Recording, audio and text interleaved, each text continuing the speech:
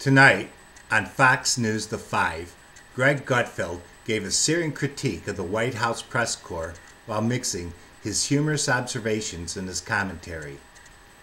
I enjoy listening to what he has to say because he can find astute angles to a story which brings to light his ironical way of thinking. Well, let's not wait any longer, and here's the video. More like Sominex versus Red Bull. Tonight, we must recognize that there are threats to press freedoms here in the United States. We must remain vigilant. The world is watching. I could not possibly be more thrilled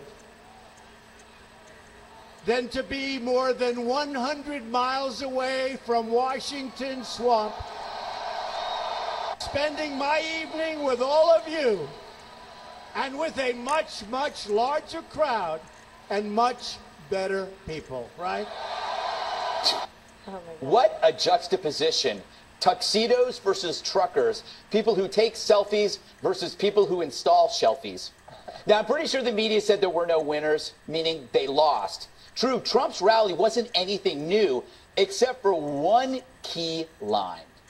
A large group of Hollywood actors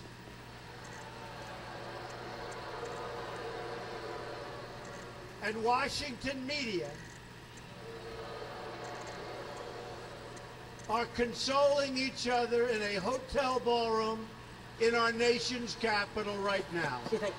And then the media proved them right by consoling themselves in a hotel ballroom right now. We cannot ignore the rhetoric that has been employed by the president about who we are and what we do. Freedom of the press is a building block of our democracy. Oh, the applause. Afterward, the night's comic Hassan Minhaj mocked Donald Trump for not showing up. But you know he'd mock him if he did show up. You want proof? He ripped Fox News for showing up. But what if we hadn't? Here's him speaking truth to power.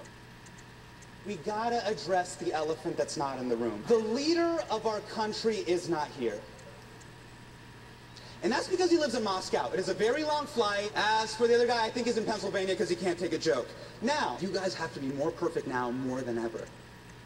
Because you are how the president gets his news. This event is about celebrating the First Amendment and free speech. The man who tweets everything that enters his head refuses to acknowledge the amendment that allows him to do it. In 4 hours, Donald Trump will be tweeting about how bad Nicki Minaj bombed at this dinner.